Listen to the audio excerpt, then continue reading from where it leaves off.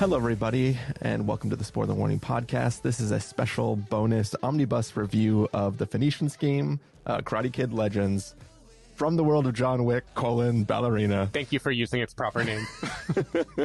Bring her back. And I realized I just wrote Karate Kid twice, but The Life of Chuck. Yeah. I'm Christopher Schnese. And I'm Stephen Miller. And if you're joining us for the first time, usually the Spoiler Warning Podcast is a weekly film review program. Each week in the show, usually we dive in, debate, discuss, and argue over the latest films coming to a theater near you. This past week, for the couple weeks, have been out doing some work stuff. Came back. We have caught a bunch of films over the last 2 weeks, and we figured rather than try to figure out which ones we're going to review and not, we just do this big omnibus mini review of a bunch of these films. We've got a lot to cover. Stephen, you ready to get started? I'm ready. And by ready, I mean I'm not ready, but we're going to do it anyway. Yeah. All right. So without further ado, let's get into our first film. Let's go ahead and take a listen to the trailer for the Phoenician Scheme, and then come back and give everybody a review. At this moment, rescue workers are laboring to recover and identify the remains of Zsa Korda, international businessman, maverick in the fields of armaments and aviation, among the richest men in Europe. This was Korda's 6th recorded airplane crash. He is survived by 10 children, 9 boys, 1 nun, his daughter Liesel. I've appointed you sole heir to my estate, which you may come into sooner rather than later. Why? It's been 6 years since our last meeting. I have my reasons. Which are what? My reasons? I'm not saying. I'm saying I'm not saying. Korda Land and Sea Phoenician Infrastructure Scheme. My most important project of my lifetime. Our objective: disrupting, obstructing, impeding, crippling Korda's enterprise in any manner possible. Get the hand grenades. Today, tonight, and tomorrow, we rendezvous with every Titan and pretend we agree what we already agreed. But in fact, we don't. We can't.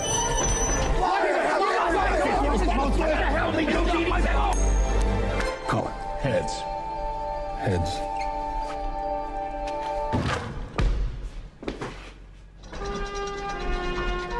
Is this supposed to be here? It was under the lunch trolley. Oh dear, who shot you?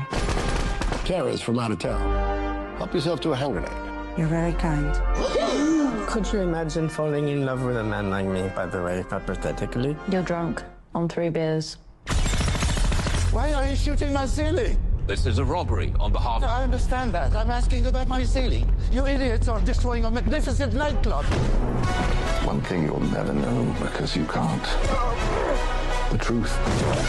I suppose I'm moved by this absurd performance.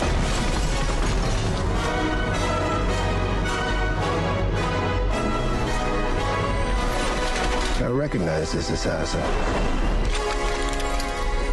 Oh no. Suicide panel. Merciful Father, take this miserable sin into the comfort of heaven.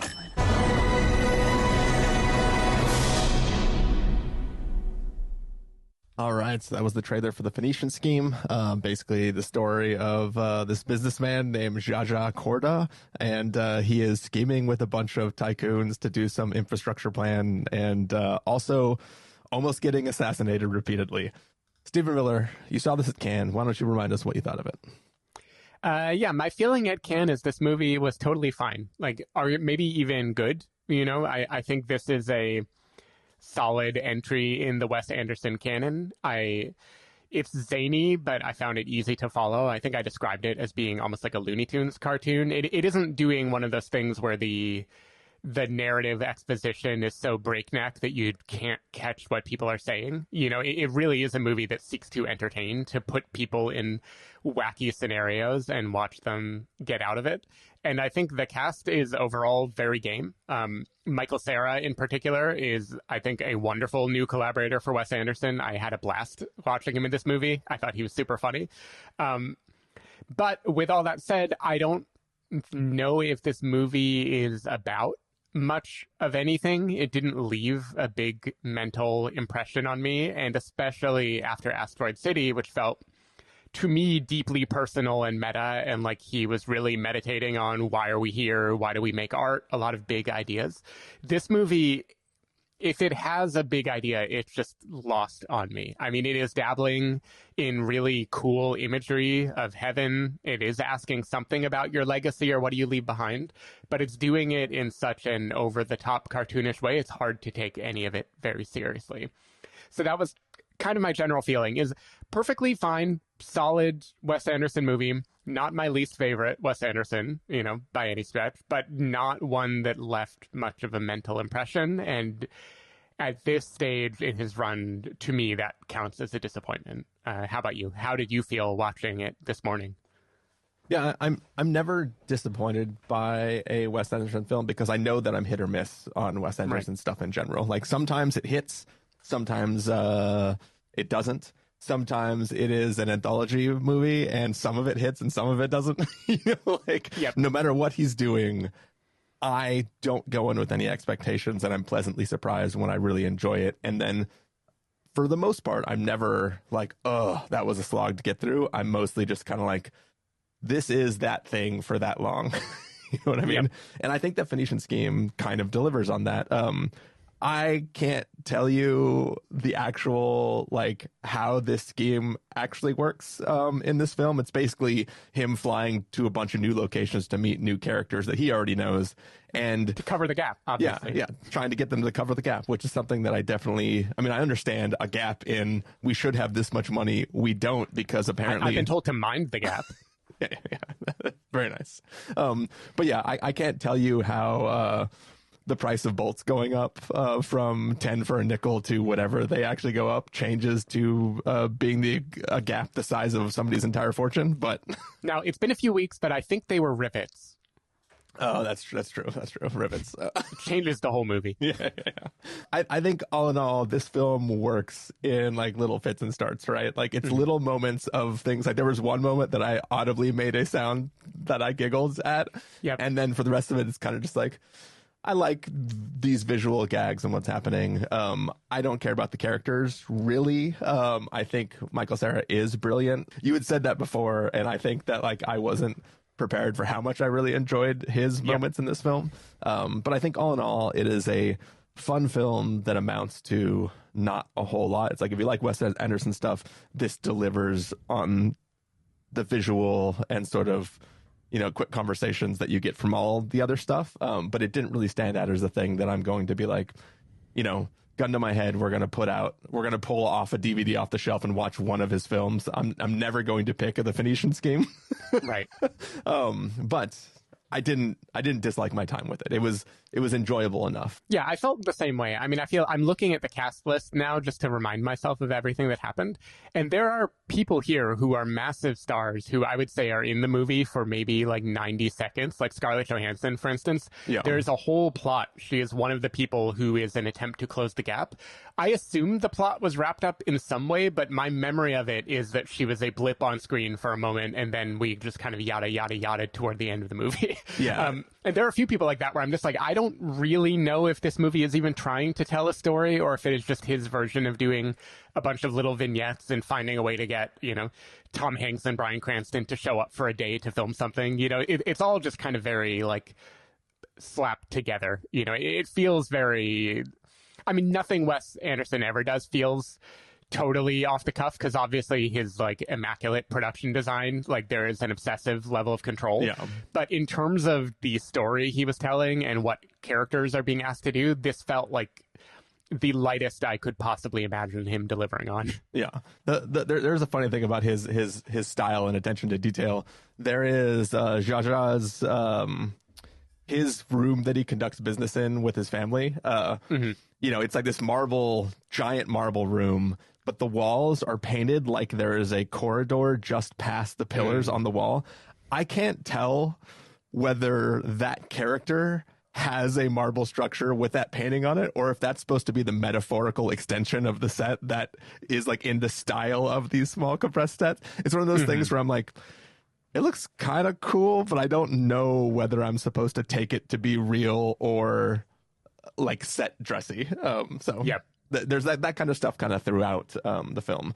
But yeah, I think people will probably enjoy this film who enjoy these type of things. But for me, it's not a rush out to see it in theaters. It's certainly not worth the amount of money that is being put into dressing the theater as I was walking in.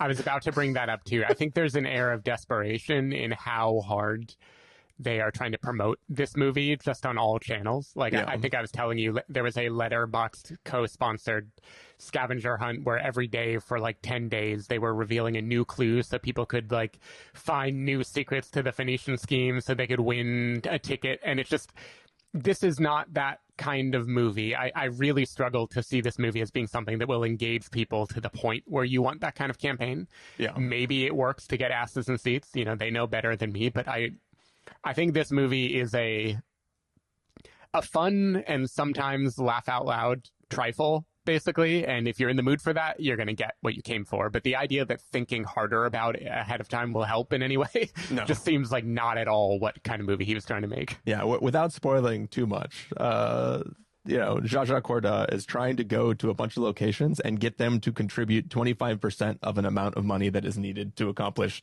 task. And the entire film's conceit is go to location and figure out how much of the 20% they are going to commit to it. And when he leaves each location, he shows us the percent they did commit to.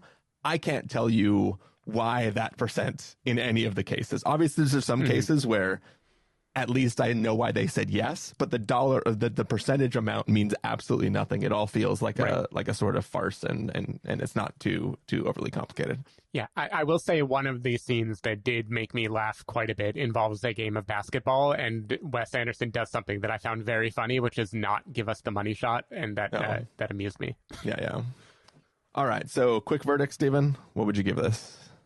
Gosh, I'm still giving it a recommend with a caveat, even though I sound pretty negative about it. I just the quality bar for Wes Anderson is so high that even his movies that are near misses are still quite good. This is definitely well constructed, and I've never been someone who thinks he makes the same looking movie over and over again. I think he's always experimenting, and this movie does have new visual experimentation that I liked.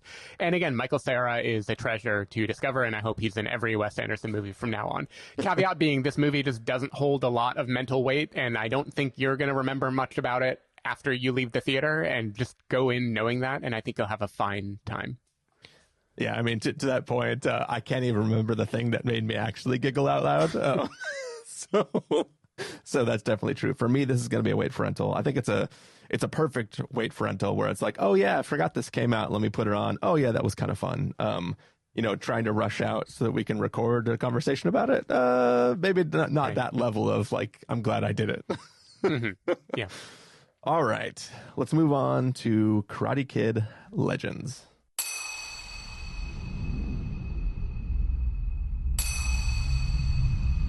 Our traditions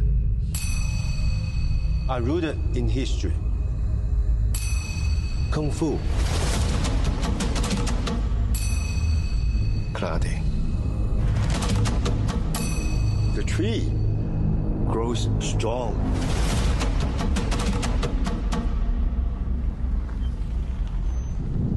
You knew Mr. Miyagi? I did not come looking for Sensei Miyagi.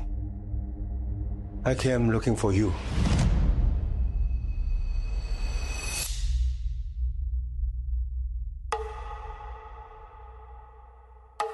In life, you have only one question. Is it worth fighting for it? Or not?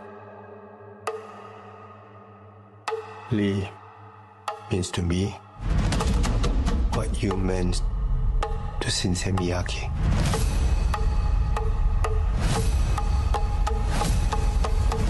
I'm doing this for all of us. Whatever it takes.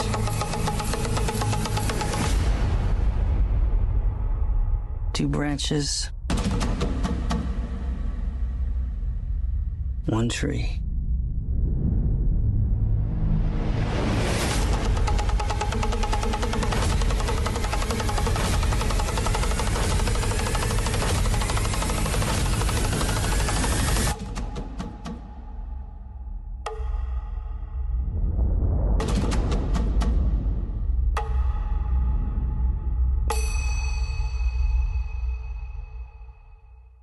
All right, so that was the trailer for Karate Kid Legends. It is the story of this young boy who moves to New York City. He is already sort of a kung fu prodigy, and basically meets a bad dude who wins this karate championship every year, and then has to figure out if he needs to learn some karate moves to possibly fight with him. Stephen Miller, what did you think of Karate Kid Legends?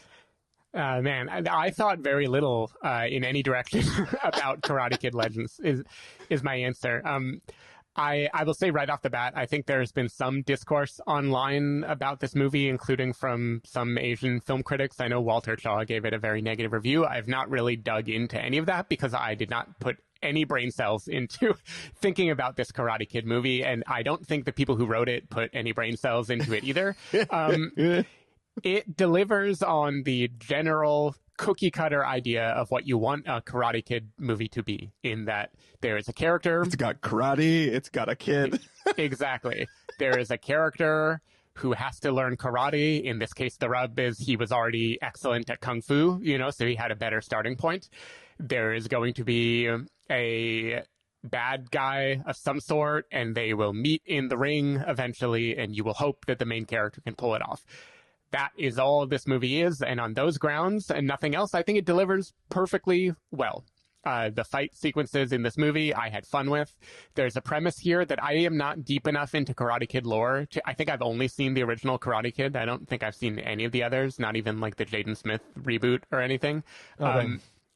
Yeah, maybe I saw it and just immediately forgot about it, But because I haven't seen those, I don't know if the idea of the 5 boroughs tournament is new for this movie or if they have set other ones in New York City before. But I did like that conceit. And every time there are battles in one of the 5 locations, I felt like I was playing a game of Street Fighter. It was fun. It was fun to watch. And I think they deliver on the emotional, quote, sports movie aspect.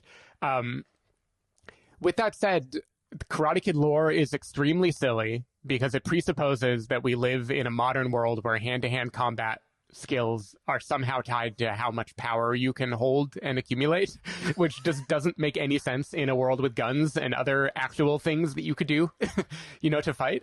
We can talk about Ballerina, actually, which you could kind of make a similar argument, but that at least embraces the gun fu, the modern-day version of martial arts as an actual means of survival. So you have to let go of the silliness right off the bat. The core plot, I don't care about at all. There's trauma in this kid's life. There's a history. It brings back Ralph Macchio. It brings back Jackie Chan, who was in some of the sequels. I don't know which ones before. He was at least in the Jaden Smith the Will Smith one. Yeah, the Jaden Smith one, yeah. It brings back people who I don't care about. It has a shocking amount of Joshua Jackson, like so much that I was like, was he in the Karate Kid? And I just forgot, because this movie really wants me to be happy to see him and know that he like hung up his, he used to be a fighter. But no, I think he was just in Dawson's Creek. I don't really know why I'm watching so much of him this time around.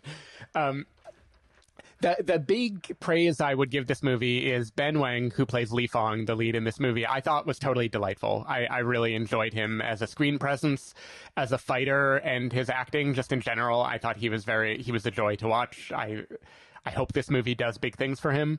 But otherwise, I felt just straight down the middle here. I was like, cool. It did the thing I knew it was going to do. It did it well. Nothing else really mattered. I got a good training montage. I got some good fights. That's fine. This was probably the most nothing movie of any of the ones that we're reviewing today for me. But I didn't actively dislike it. I had a perfectly okay time. It just passed right through me. Yeah. How about you? So I caught this at one of the Dallas Alamo draft houses right before heading to the airport to fly home from the work trip. So, I was usually, because flying back to San Francisco from anywhere, center to East Coast of this country, United has basically one flight in the morning and one flight in the evening, right, if you want direct flights. So I'm usually hating my life for several hours waiting for it to be my time to fly home. So this was like a nice break from being in the Dallas airport. Yes. Better than the Dallas airport. Yeah. Which is the highest praise I can probably give this film. Yeah. Both this and The Rehearsal passed that bar for different reasons. Yeah. Though I will say, was that Houston that he recreated? I don't remember. I will say though, watching The Rehearsal makes me scared to fly a little bit. But beyond that, let's get back to this film. I think you can sum up the quality of this film based on its montage sequence. There is a moment in this film where a character, I'll let you guess which one, has to learn karate in 7 days. Mm-hmm. I get that he's already a kung fu master, so it like maybe it's easy to just learn different martial art, right? But the way the montage works is it goes 7 days, 6, 5, 4, and then you see him like making a pizza. It goes 3, 2, and then he's like kicking a thing, and then it's like 1, and I'm like, you didn't show him learning karate. You just counted down 7 days. Like it might as well put up the thing and said like 7 days later. Like there's no. We learned him practicing one specific move.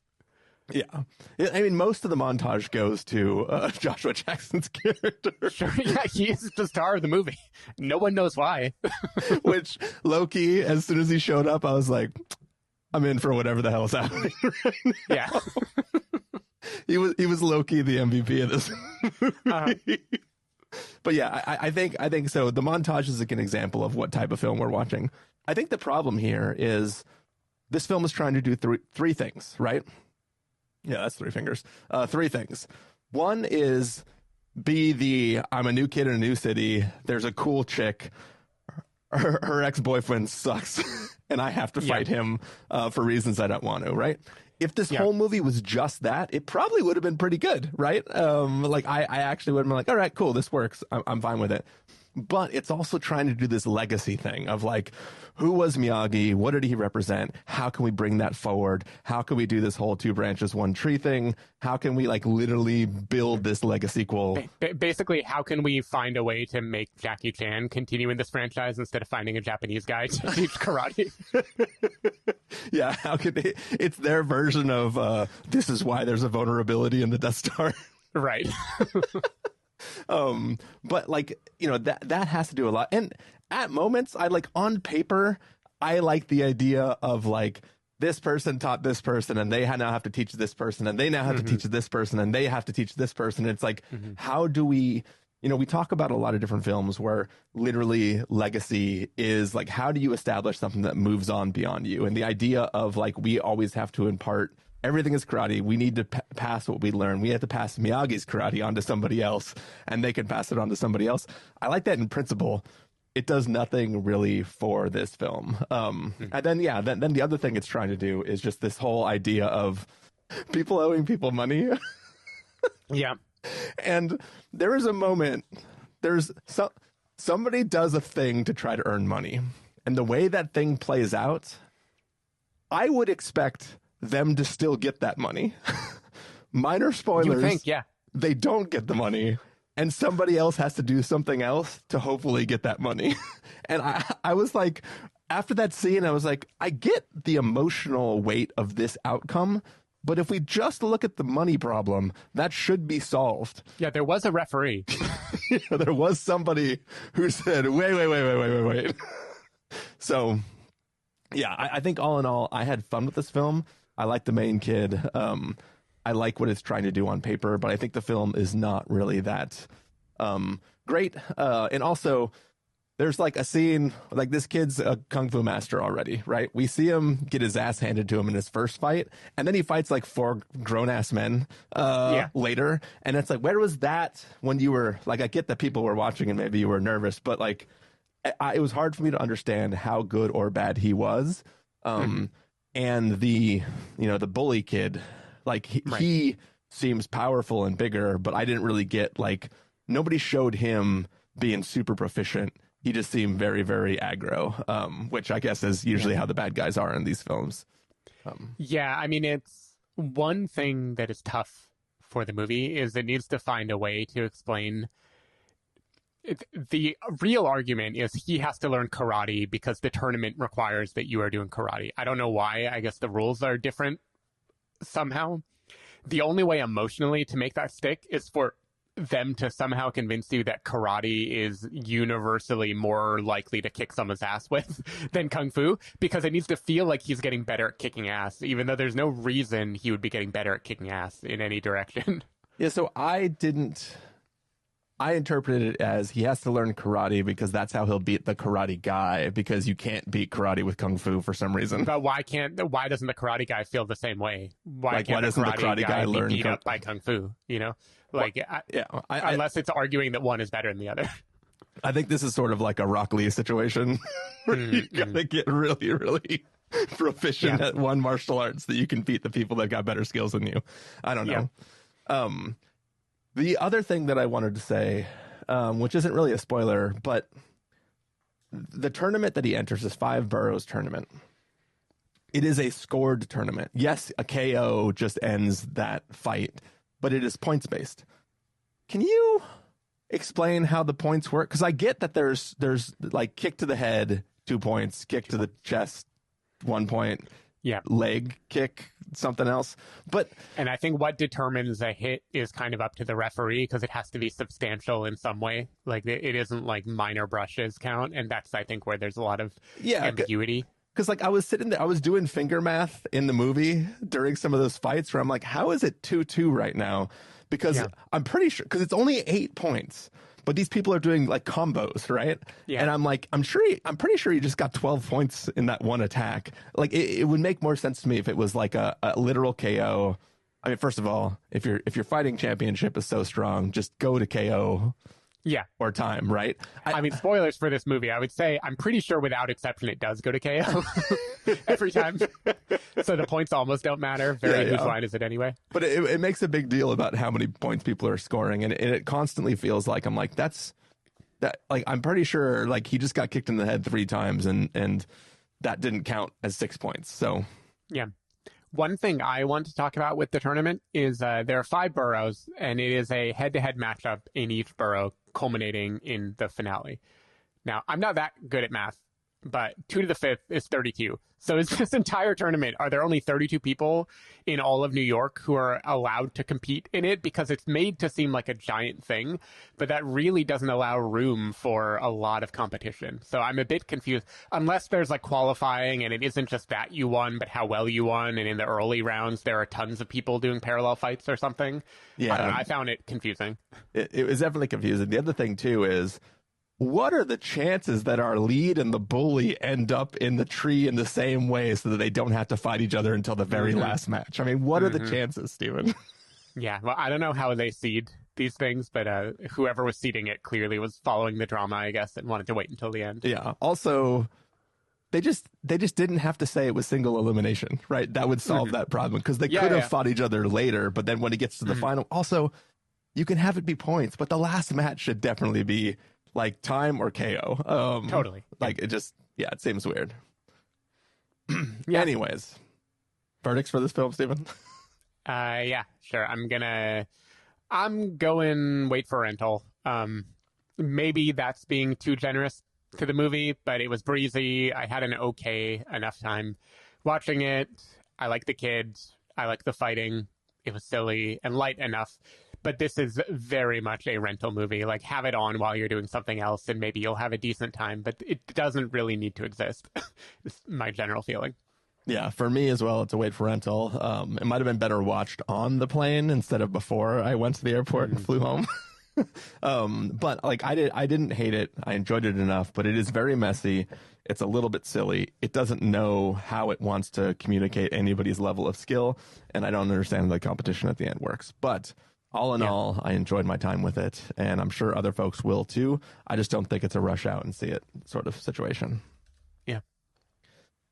All right. Now let's get on to a little film called From the World of John Wick, Ballerina.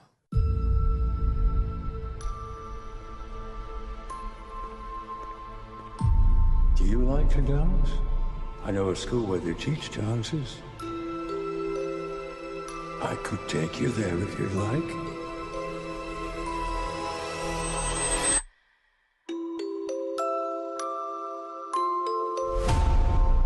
To stop the assassin.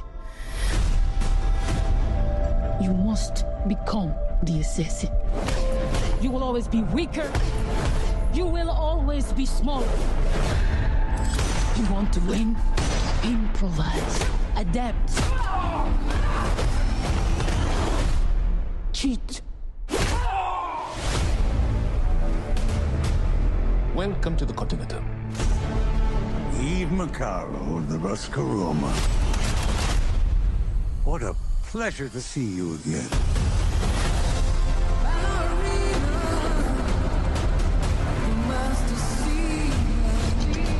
You have no idea what you just walked into.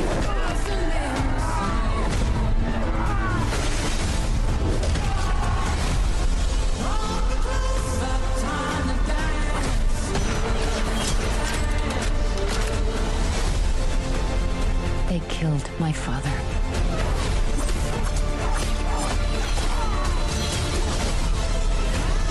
This isn't done until they're dead. Fate is a very humbling thing.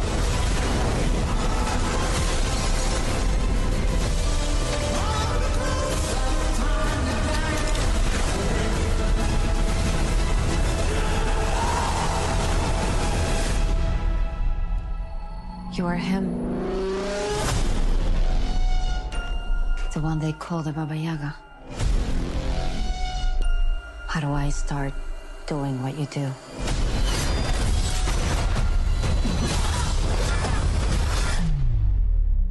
Looks like you already have.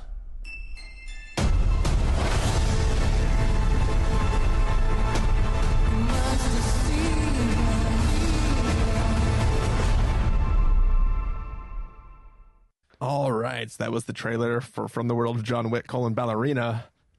Basically, Ana de Armas plays the freaking whatever the name of the group is. She's a ballerina / assassin, part of the group, and she is going off to try to seek vengeance for against the group that assassinated or killed her father. Stephen Miller, what did you think of From the World of John Wick: Ballerina? Yeah, I was surprised at how much I enjoyed my time watching Ballerina, because all signs pointed to this being a total clusterfuck.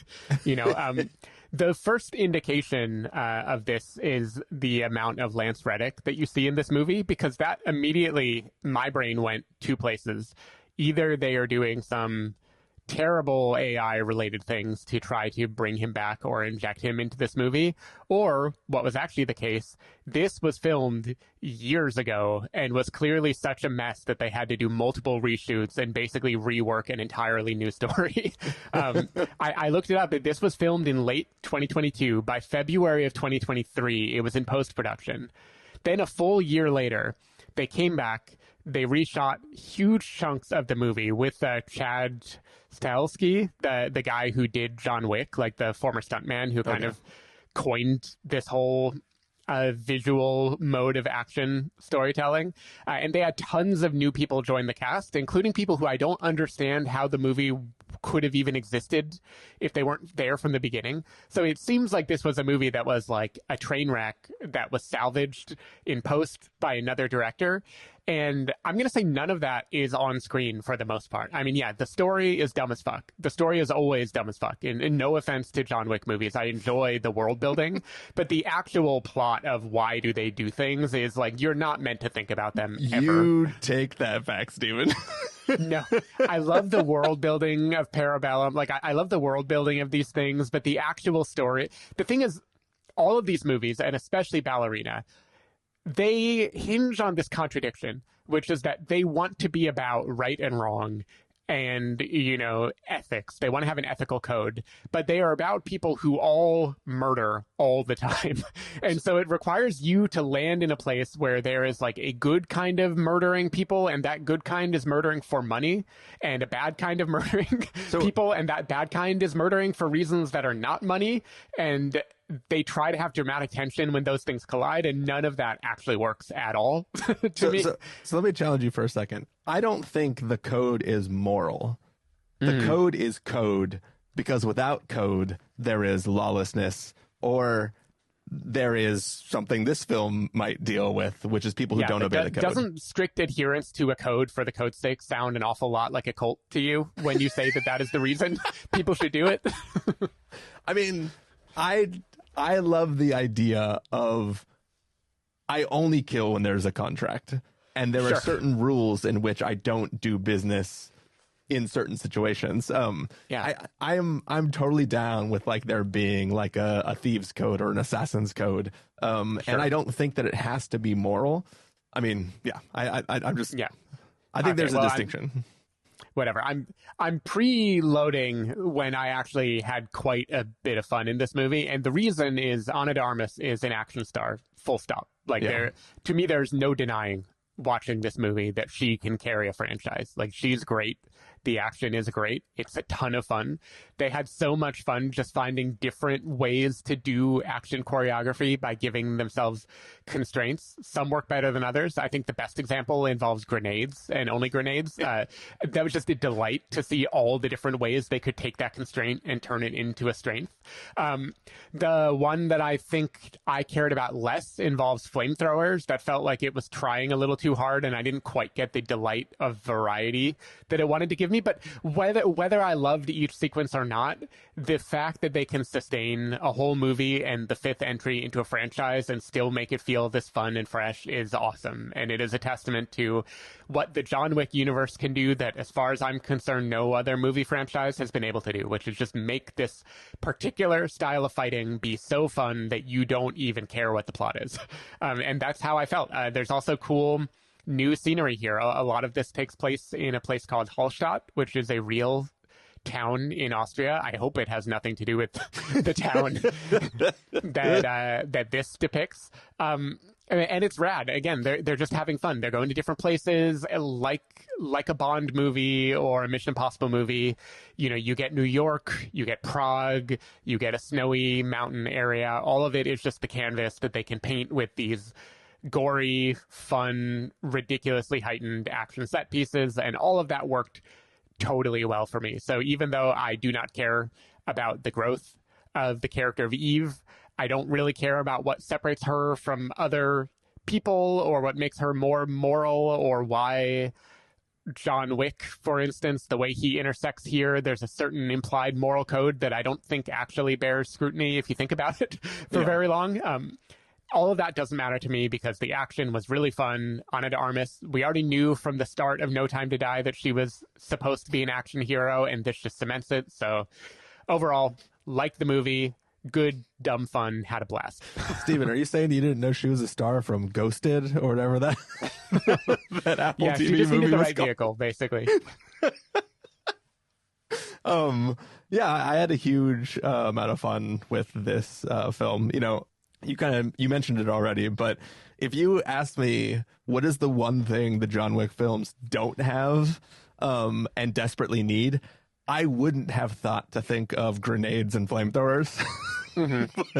but I thought it was incredibly inventive. I mean, it's like we've seen the gun fu stuff, and we've seen like just John Wick go ham and just blow people away with guns, and it's like that is cool, but just seeing another person do that isn't really enough. What else can we do? And the way that grenades are used, like it is gory as hell. Like, it is not just let me throw some grenades and have people blow up. It's like the way it's used is really, really inventive. And like the concussive nature of those grenades going off, it's always like tons of shrapnel flying everywhere. I'm sure a lot of it's maybe CG and stuff. But it feels so visceral when a grenade goes off in this film. Yeah. I also saw it in RPX. I don't know if you ended up seeing it in RPX too. So I felt every explosion just as much as I saw it, which is really, really fun. Funny enough, I saw it because the timing is how it worked out. I saw it in those on-screen captions versions that AMC does for people who are hard of hearing. So I did the opposite, where I saw more than felt every sound. Oh, wow. That's interesting. Yeah. It didn't bother me. After Cannes, I'm so used to seeing captions. It doesn't matter. That's interesting. I didn't know. I mean, I knew it was an option, but usually there's like a separate box that you have that, but I didn't realize that they have it baked into the screen. Anyway, they have it baked in. Beyond the point. I had a lot of fun with the film, and I think Ana de Armas is a great action star. I think her the lines they give her to say are just terrible. Like, take any clip of her saying, "I'm here because you killed my father," and it's like, I'm like, I know, I've seen you act in things way, like, clearly it doesn't surprise me that there were things that were reshot. Apparently they didn't reshoot any of the dialogue though. I feel like they must have come up with the story later. And then they had to find a way to make it sound like she was telling the story. But this world is so fun, and the action is really, really fun, and I love that, like, at one point this film basically becomes Hot Fuzz. And I think it's really, really just fun and inventive, and I'm glad that it exists and it did eventually come out and it didn't eventually just get like thrown away or something like that. I'm excited to see more things in this film, or this franchise, and happy to have Ana de Armas play a continual role in it in the future if that is in the cards for things. I think at the beginning I was a little bit scared because this film opens with a guy with John Wick's hair and beard, who's also trying to get out.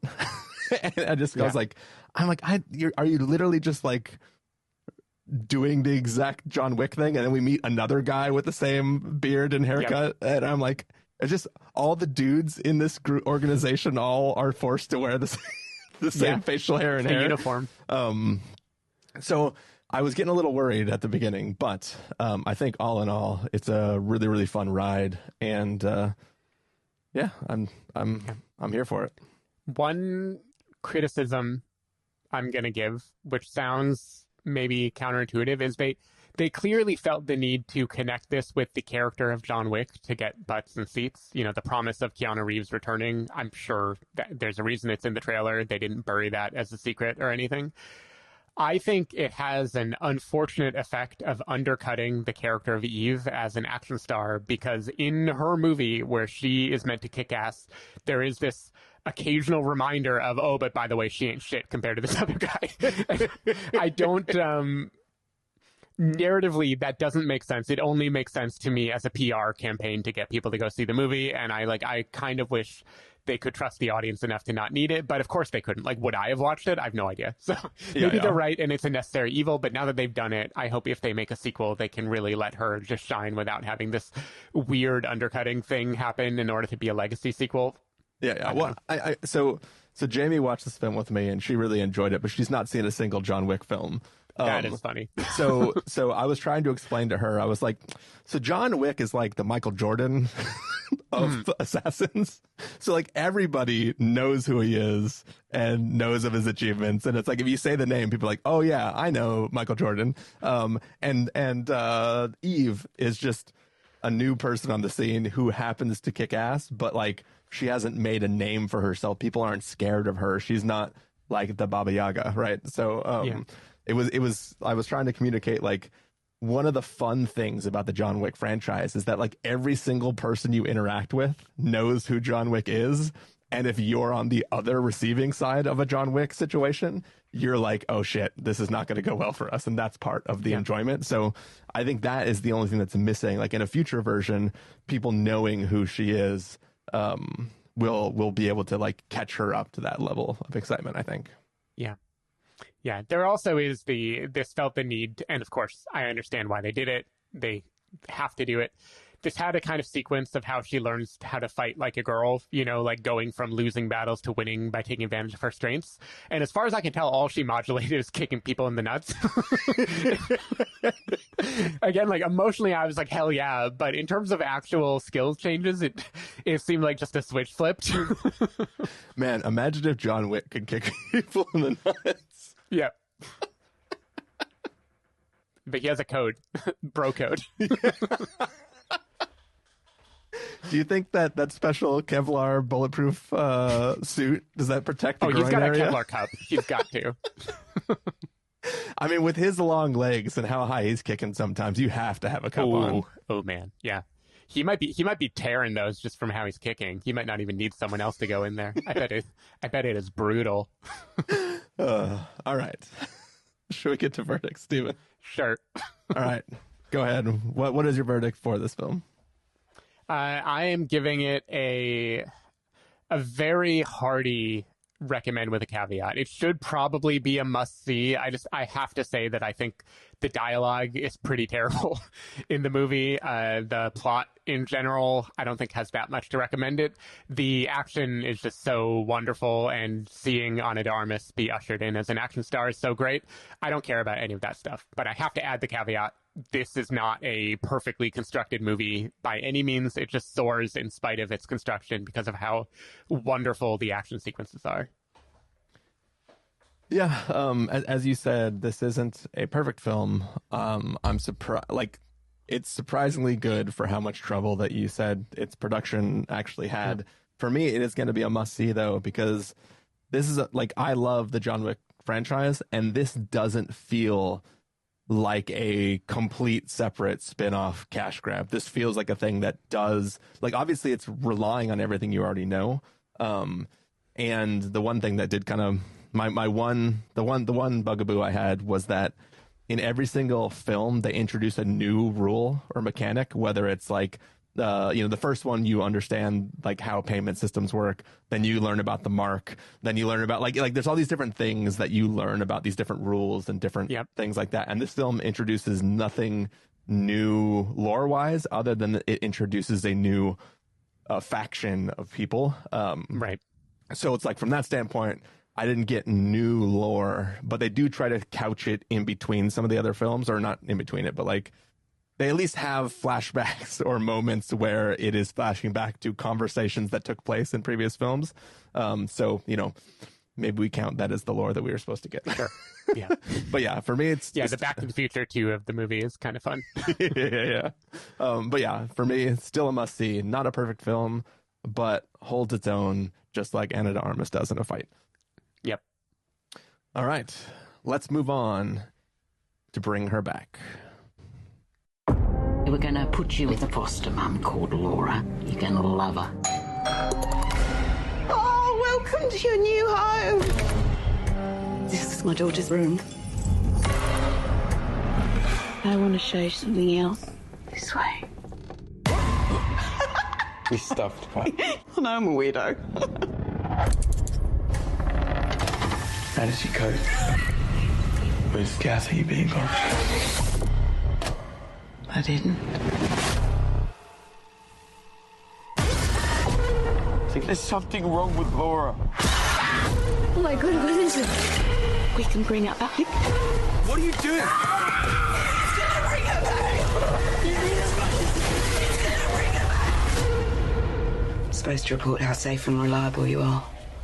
So stay safe, stay reliable, yeah? All right, so that was the trailer for Bring Her Back. Basically, two foster kids go to live with a new foster parent, and some creepy-ass shit happens. That place might have something very terrible going on. Stephen Miller, what did you think of Bring Her Back? So with any horror movie, which I agree to watch, though I have to set the record straight for viewers, Chris let me off the hook here. He told me I didn't have to watch this if I didn't want to. I chose to put myself through this. But I am famously a scaredy cat. So the question is always, did it scare me? While I was watching this movie, the answer would be no. It actually didn't. It didn't really have many jump scares. It didn't have the sort of thing that tends to unnerve me. In fact, when it ended, I thought, oh, wow, I left unscathed. This is wonderful. And then I proceeded to basically not sleep that night. I had intrusive thoughts, certain images that were lodged in my brain. You wet yourself. Yeah, of course. Though I did see Joanna kind of hovering over the bed with a picture of something. Anyway, I don't know. I don't totally remember it. But anyway, so this movie kind of fucked me up. And yet, I am very glad that I watched it. I think this movie is really effective at what it wants to do. I think it has a slow burning quality that creeps up into your psyche. It just has this eerie vision that doesn't feel like fear in the moment, but is very hard to shake. And it's one of those few horror movies that I have to praise while also having actively had like a terrible couple nights because of it afterwards. And I think this is just a very interesting combination. Like, I don't know if you've ever thought about this, Chris, but I think this movie might be about grief. I'm probably the first person to ever bring that up about a horror movie. But this is really a movie that it is taking the idea of grief, of losing someone and how fucked up it is to lose someone and how hard it is to process that, and just magnifying it in this very unsettling way. And the movie just kind of sneaks up on you. There is a lot of the most disturbing visuals in this movie involves harm against children in a way that I think is like very unnerving, and just getting at the idea of like senseless violence and growing up in a fucked up world. And it feels like it is processing a lot of stuff in the collective psyche in a way that I just found riveting. I think Sally Hawkins is like an amazing, I think the trailers already spoil some things about her, right? Am I allowed to say that she's creepy, or do you want to leave that out? You're allowed to say she's creepy. Yeah. I went into this movie completely blind because I try to not pay attention to horror trailers because they always put all these jump scares in the trailers, and I hate those. So I went into this movie truly not knowing if Sally Hawkins was going to wind up being creepy or just like on the level. And the growing creepiness about her, I just found completely riveting. The young child who is on the poster of this movie, who is kind of the vehicle for a lot of the most disturbing imagery, I found him just completely disturbing and perplexing and really, really, really troubling. This movie was just very troubling in all the right ways. And I don't know, I couldn't stop thinking about it for days after I watched it. So I just think it is incredibly effective at whatever it's doing, even if it's just like blowing up a bunch of feelings in a funhouse mirror and saying, here, now you have to wrestle with all of these intrusive images. You know, this is like an intrusive thought of a movie, and it fucking intruded. Nice.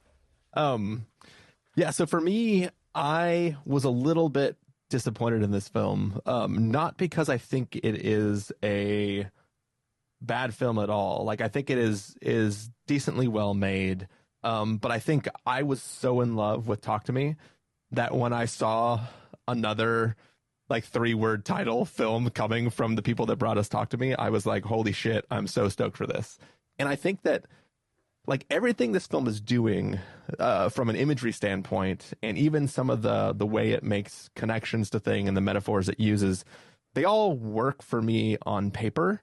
But for some reason, I thought it was a little bit too much of an exercise in building the creepy tension and showing things that are disturbing, but not enough of a like cohesive thing that was actually working for real as a standalone thing. It felt like it was relying really heavily on disturbing moments, but I didn't necessarily feel it was like, I understand the metaphor, right?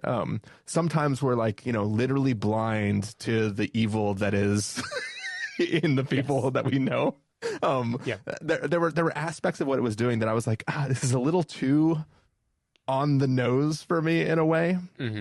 In the individual moments, I thought were creepy enough, and I felt the dread in the moment. But to me, I was like, man, like Talk to Me is just firing on all cylinders, and it is like the story is so simple that you are experiencing everything you need to know. If kids found this hand that allowed them to play this game, that's all they need to know. They just play the game, and you don't need moments of exposition. You don't need somebody reviewing a tape of what they want to do so that you, the audience, understand what they're trying. You know, like I felt like it was relying too much on being terrifying. Like all the marketing of this is like all about like people saying it's the scariest movie of the year, and like they were terrified.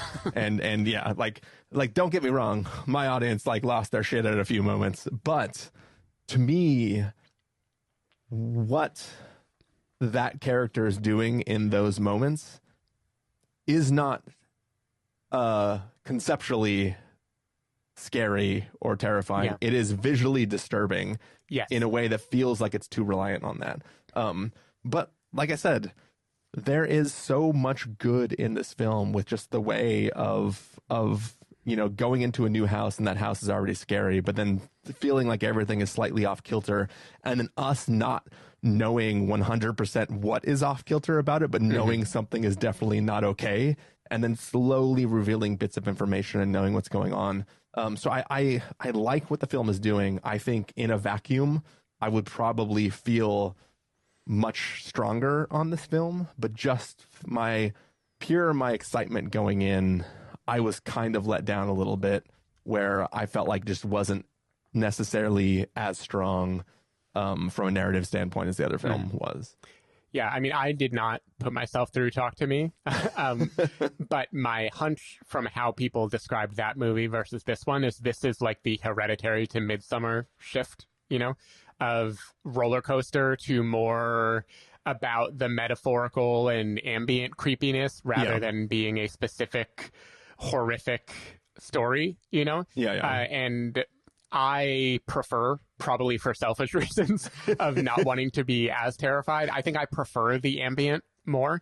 And Midsommar, much like this movie, was the kind of thing where I watched it and I was like, oh, I survived it. I actually feel okay. And then for days afterwards, I was just like having all of these intrusive symbols and layers of meaning. And I'm like, damn, that lodged inside somewhere. And I feel exactly the same way here. And that's a matter of taste, but I'm going to call it growth because it means they're closer to making Bo is Afraid, which is what I want them to do. And I will say I was very sad after you saw Midsommar that you had to get rid of your bear rug. Yeah, it was sad. Like, what am I going to lay nude on for photos? It's San Francisco, though. You can't have a fireplace. Those nude photos on the bear rug in front of a fireplace, you can't do it anyways.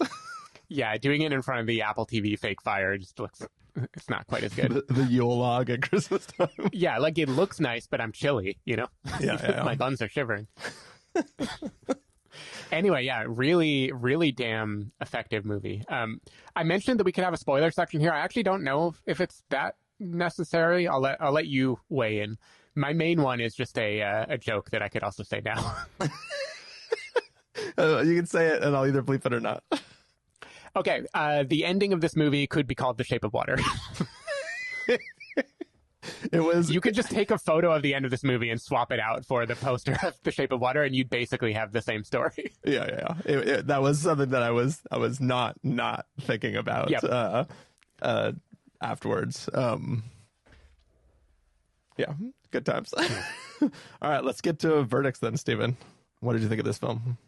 I am doing something I don't know if I've ever done for a horror movie and giving this a must-see. I just think this is incredibly effective at what it is trying to do, and what it's trying to do, much like a lot of filmmakers in recent years who are kind of processing the horrors of modern living and just trying to find a new visual language to talk about it. I think this is doing that very well. And in this case, the language is horrifying and disturbing and senseless. And I think that fits the moment we're in. So I can't say I like it. Again, it fucked up a night of sleep. I had a very bad day of work after that. I think I slept like 2.5 hours maybe. But it is effective. And I love when art is like filtering the culture and doing something with it. And this movie definitely feels like it is filtering something. So I've got to give it props. Yeah. For me, it is a recommend with a caveat. I think this film is probably better than I'm giving it credit for. There's just a few things that like made me feel lesser about it, specifically because of my excitement level going in.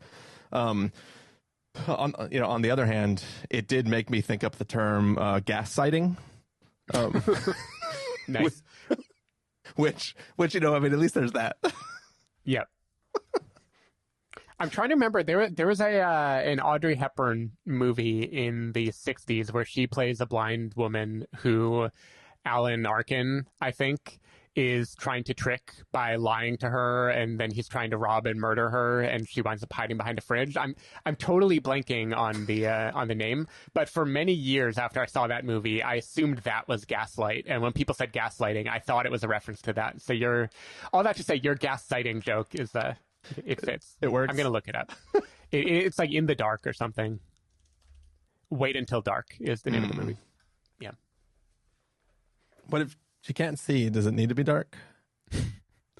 Yeah, I don't really remember why he has to wait until dark. I guess it's because maybe other people might be coming over, and so they're waiting for her safety net to go away. Gotcha. Yeah. All right. It's a good one. Well, we got one last film to talk about, and that is The Life of Chuck. The universe is large and it contains multitudes, but it also contains me.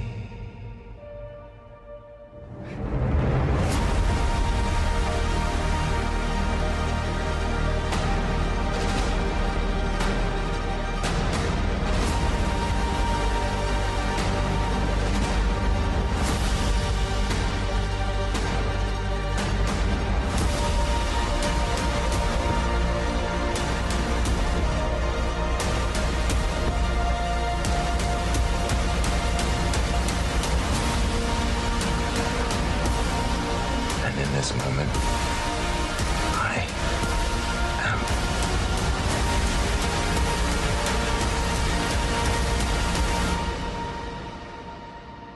am wonderful.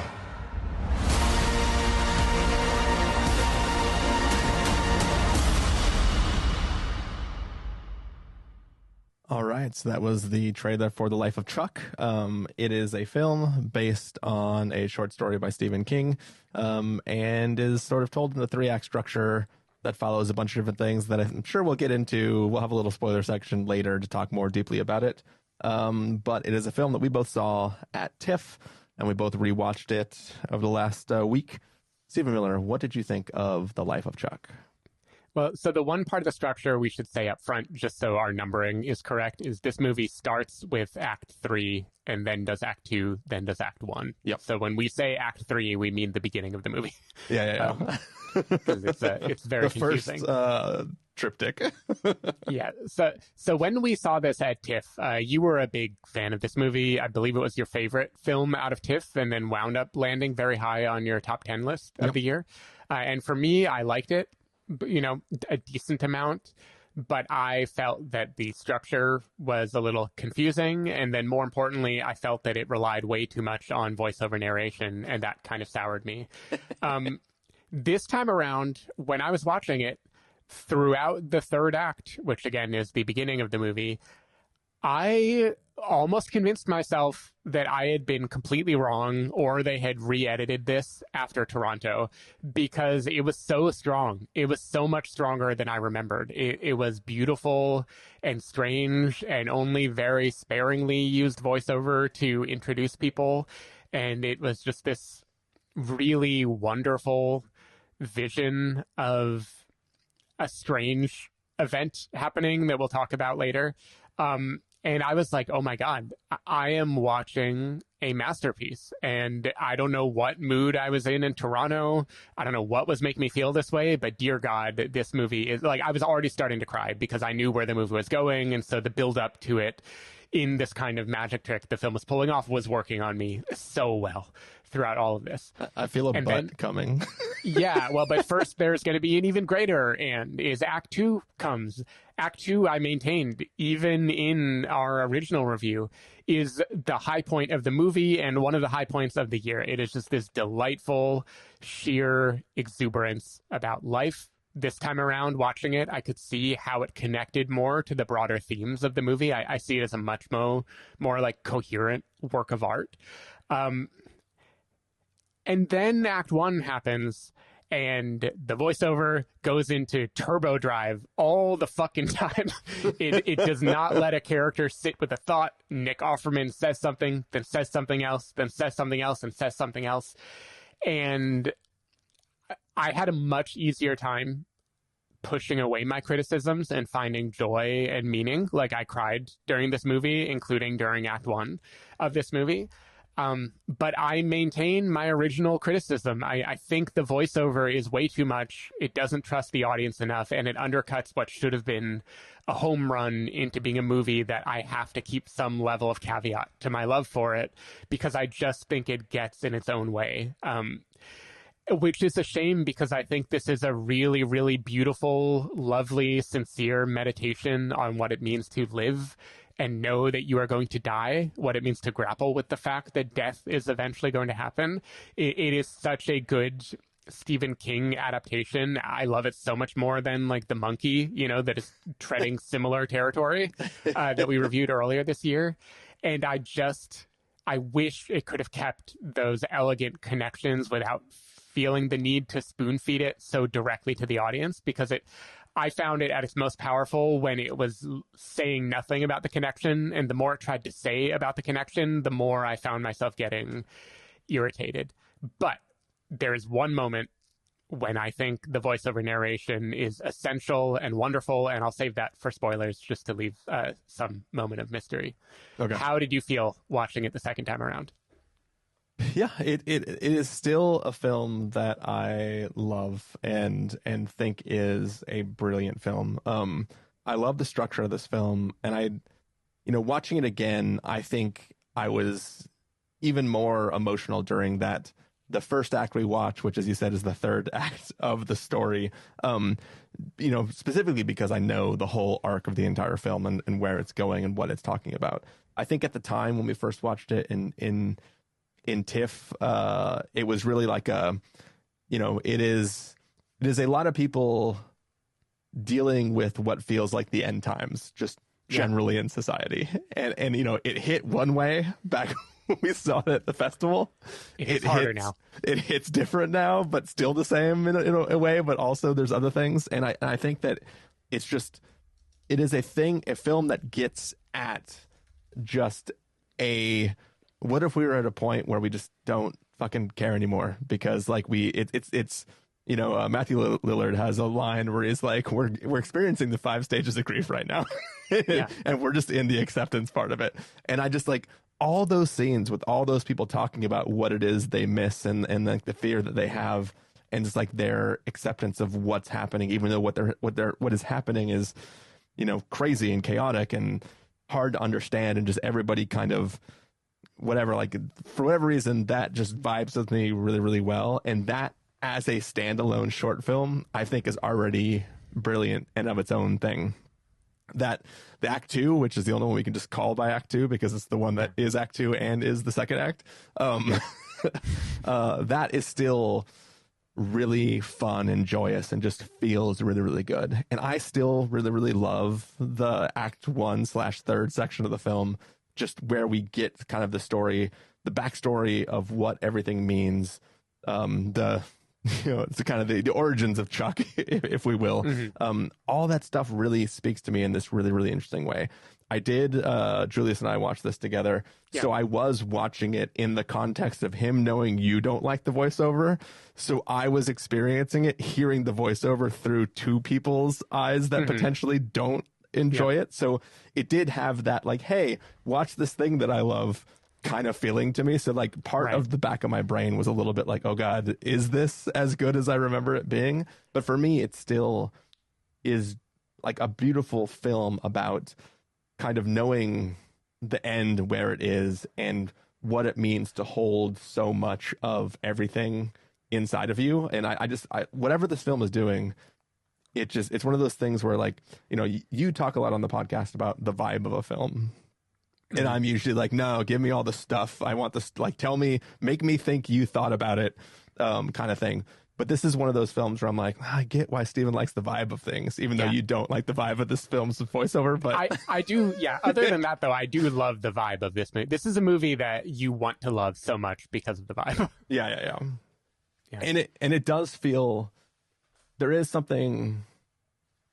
I think it does reward return viewing, not in the same way that something like The Prestige does, where you see the trick unfolding before your eyes when you watch it a second time, but just seeing the connective tissue and how, like, a glance a person gives means less outside of the context of the entire thing and more when you have that full context. So I really enjoyed watching it again, and I hope that people are able to go see this and really enjoy it, because I just think it is a beautiful, beautiful film.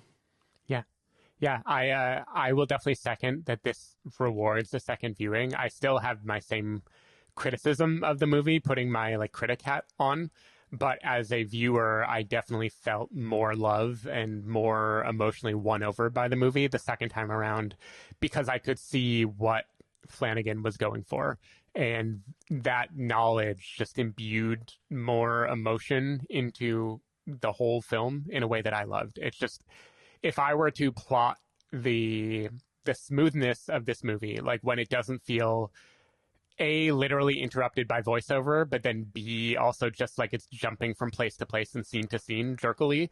It's like this movie starts in outer space. You're gliding.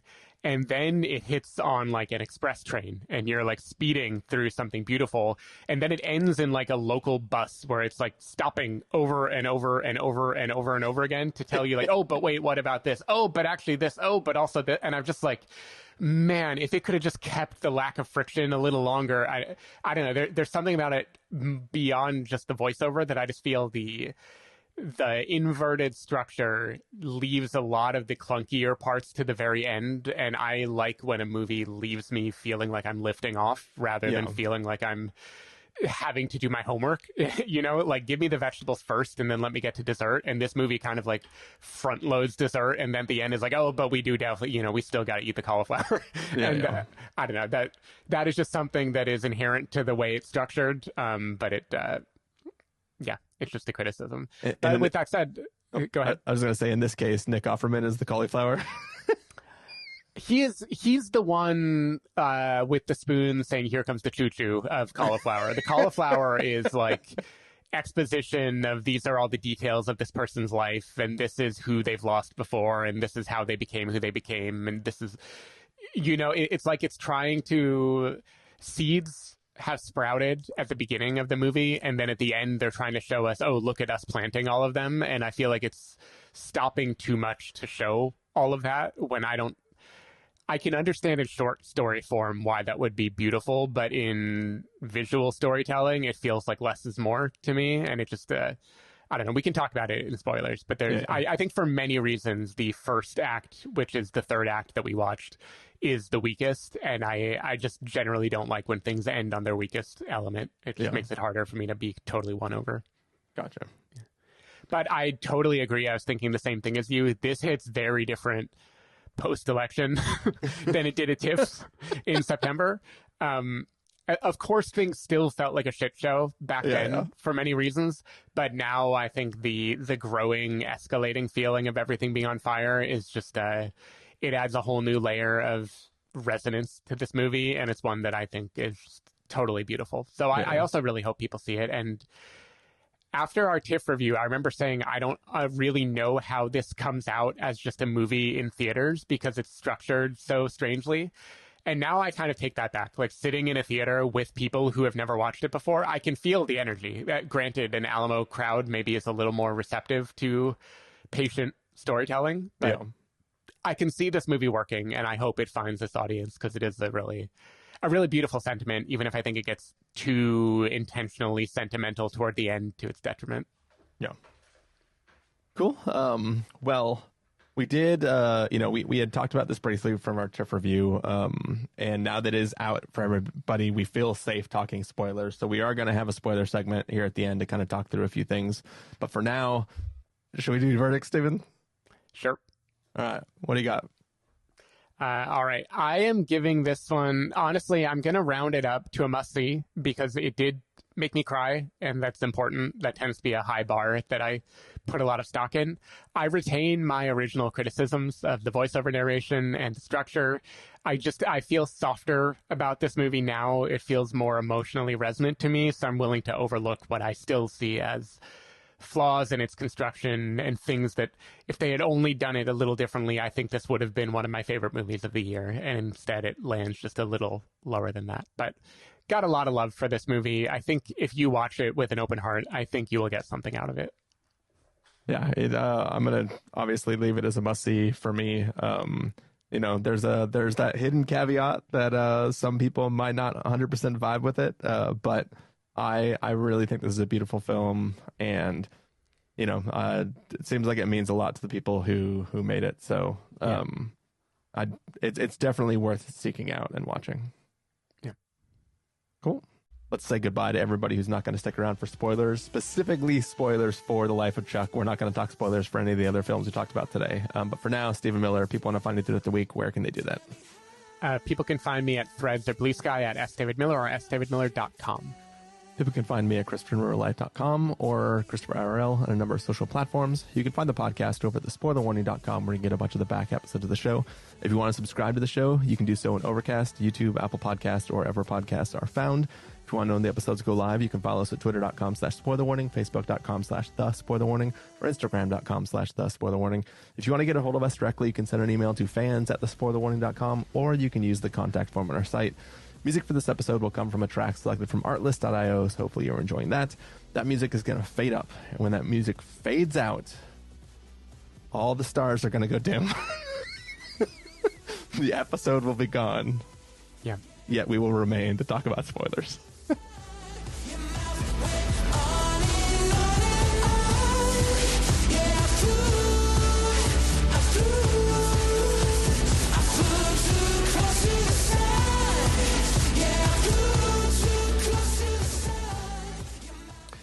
All right, we are back. This is Spoiler Territory. It's the after part of our review of The Life of Chuck. Technically, it's the after part of our review of several different films, but we're specifically going to be talking spoilers for The Life of Chuck, which just came out this past weekend.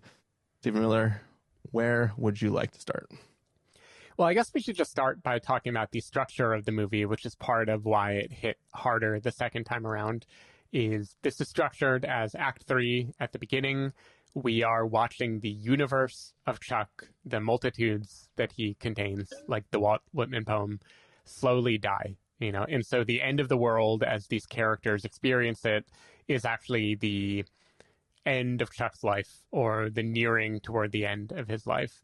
Every character in this comes from a real person that Chuck has interacted with throughout his life. You know, they populate this universe. They become voices of all the different things he's thinking about. You know, they're wondering what it all means and how could it all be ending, and should I be scared? Should I be happy? How should I navigate this? And I found all of that just extraordinarily beautiful this time around, knowing it from the beginning and just getting to like soak in it. Even little details, like there's Chiwetel Ejiofor talks about how like the internet didn't just go out. There was a time leading up to that where things just seemed off, like words were misspelled and things are like going in and out.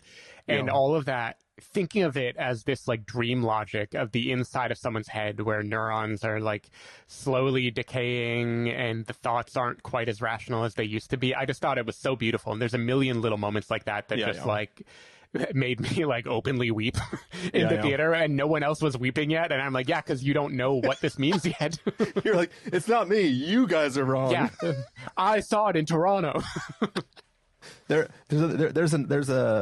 We talked about it, Tiff, about this.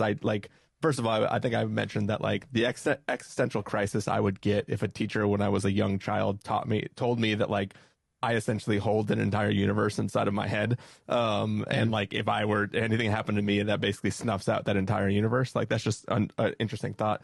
But one thing that hit me different now in that context, having seen it all, is the kind of speech that he gets from his uncle, played by Luke Skywalker, about that, like, math is everything. And specifically accounting is a view into the entire life of a person, because you have all of their transactions and everything that they connect to.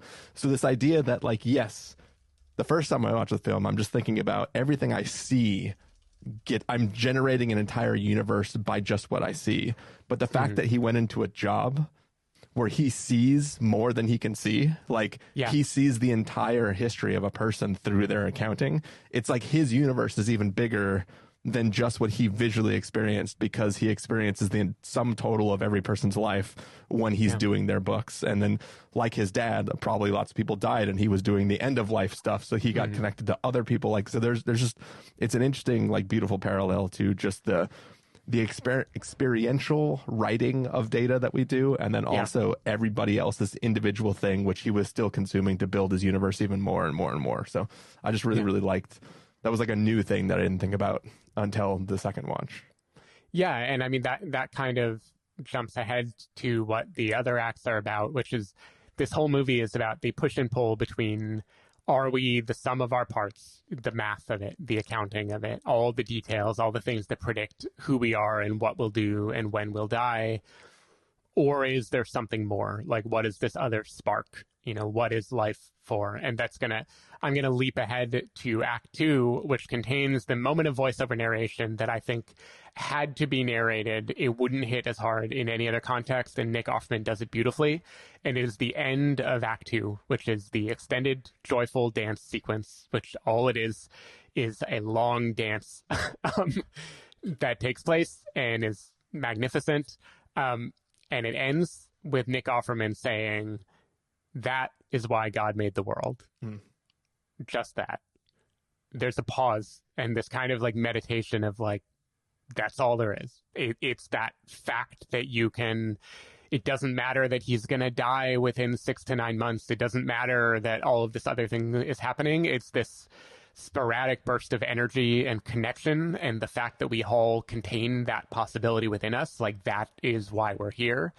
And I think that is dance versus mathematics. You know, that is like the two poles that this movie is playing with. And that hit me so hard watching it last night. It almost justified the voiceover for me if they just had like not used it in Act 1. But unfortunately, instead, they use it a billion times in Act 1. Yeah. Can I do a piss poor job of justifying the voiceover further? Sure. This film is... like, that spark originates from his childhood nature, right? In theory, the entire universe didn't get generated. You could argue that this is that universe could be literal. Like, everything you capture in your life literally does, like, you copy all the sum total of your experiences, or like, you literally contain the multitudes, or you could say it's metaphorical, right? So in theory, this world that we're watching in Act 3, which is the first act, could be him walking through the world that he's created in his head, and those are his last thoughts before he goes, right? Yeah. Or it could be this is a source code situation where there literally is a version of that, right? Either way, the spark generates from his youth. We go from an adult story about the world is collapsing to a story of a child learning how to find the spark. And the further we go back, going 3, 2, 1 through the acts, the more the voiceover begins to populate it. And it's that the voiceover represents the childhood-like storytelling of his backstory. So it's like it becomes like a storybook. Which it becomes a fable in the end. Yeah. So that's like how I justify it in my head. Structurally, I can see that. Yeah, I was thinking similarly, because oftentimes in a story, at the onset of it, you get the introduction to characters, and there's this voiceover narration, and they're kind of spoon feeding it to you, and then they let everyone loose. And because this is a story told in reverse, you get like the flip side of that. And also, there is a much more childlike parable happening at the end of this movie. It is going more in the mode of sentimental childhood Stephen King, and I love the ideas of that first act, which is the third act of the movie as we watch it. The idea of the terrible knowledge, right? Like the realization that you will die, I think Stephen King is very obsessed with this, right? Stand By Me and seeing a dead body for the first time, the monkey, right? The monkey was like a silly movie, but I imagine the short story it's based on is also, it's the curse of knowledge. It's like, what do you do with this? And I imagine there's an autobiographical element to his worldview of like, I have these dark visions. I had these dark visions at a young age. What do I do with them? Right. And this idea of a literal place where Chuck can see that he will die.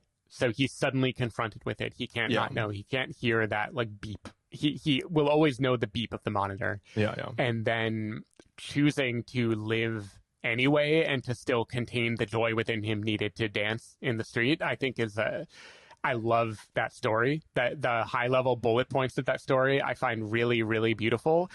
I think it is weighed down by biographical details that they feel like they need to throw into that act one, like his grandmother's death and learning about the death of multiple people that his grandfather knew before, and his grandfather's death and the death of his parents. And there are like too many things for that elegant story, I think. And each one of those things requires Nick Offerman to do all the heavy lifting because there's no way to communicate it, because it's trying to cram a lot of story details into the last like 30 minutes or something of a movie. And I think the movie is just as beautiful if you say his parents died when he was very young. He spent his upbringing with his grandparents, and then somehow he learns about death. One of them dies. Like, I don't think you need any more than that to get the exact same thing. But I think it just feels like there's too much going on there.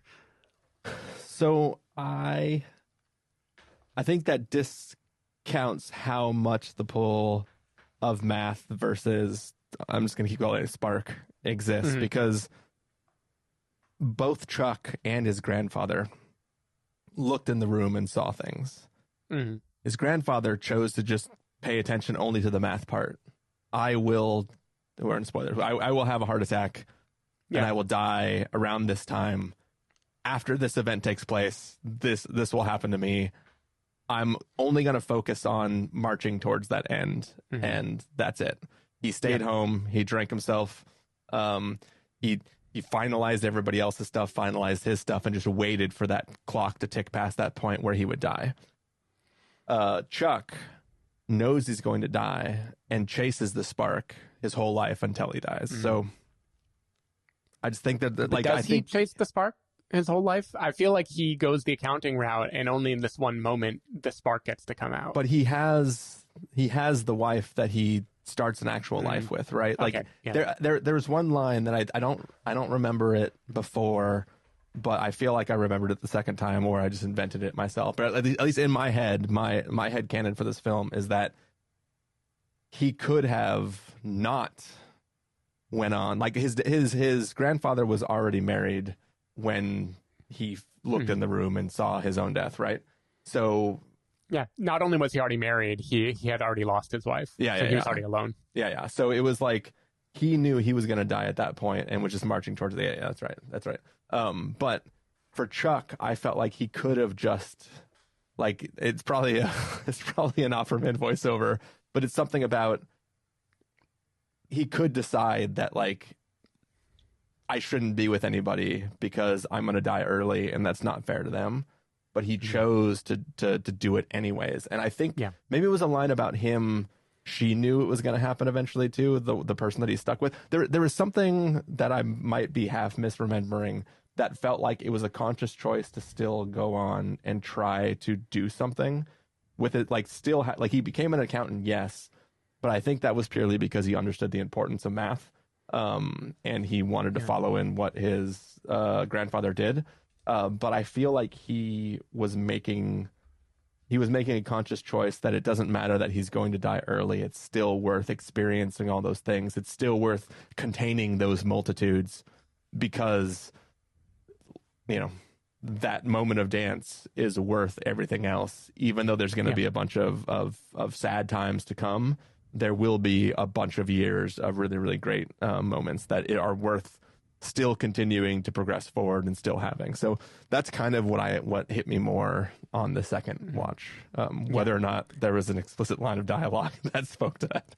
There's definitely, I think, the very last line of voiceover narration in the movie, which is also the last line of dialogue in the movie, is Chuck sitting in the cupola, seeing himself, and then all there is a blip. And then I think the voiceover says something like, in that moment, Chuck decided, like, I did not see that man. I will forget that man, and I will go and live my life anyway until the moment he comes. It was something like that where he is choosing life, right? Definitely. It's just, I then think the Act 2 is very important because it is showing like Chuck became an accountant and he spends most of his life doing these things, and there's only like a vague memory of the spark, right? He doesn't know what made him stop, what made him dance again, and it is bringing him back to his youth. So this is Galaxy Brain right here. Yep. I'm gonna have to wait for this is available on some sort of like service where I can do it. Hear me out.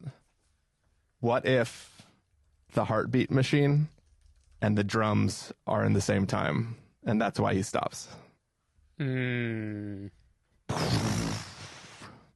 Interesting. I would love to side by side that and see what kind of RPM we're doing.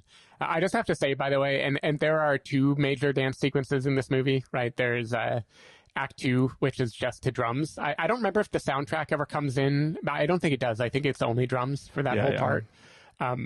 Though, there's some cowbell, so you got a little bit of variety in the tone, at least. Cowbell's like a heartbeat monitor. Yeah. I know. I hear the similarity. I don't think you're wrong, actually, about combining those in some way. In fact, in the dance sequence, they do a lot of, I'm not going to say subtle, but like a few crosscuts where they show parts of Act 1 throughout that. And it would have actually been interesting if they showed a heartbeat monitor. Like, I think it would have actually fit really nicely, but I don't think they do that. Anyway, the second one at the school dance is to Give Me Some Lovin'. And man, that song has been in my head ever since last night. Like, I'm tapping my toes. I'm feeling it. When I was sitting in the theater in Alamo, surrounded by people, I was definitely just feeling myself like shimmying during that song. There's a lot of exuberance in this movie, and I think that's worth celebrating. Nice. Yes. Any last thoughts, Stephen, before we head out? No, I think we're good. It's been a fun omnibus. Cool. Thank you everybody for listening. If you're still listening to the spoiler segment, hopefully you've seen this film and you're not just listening to this part. Everything we said will make more sense if you've watched the film. Thanks for listening, and we will see you all next time. Bye. Bye.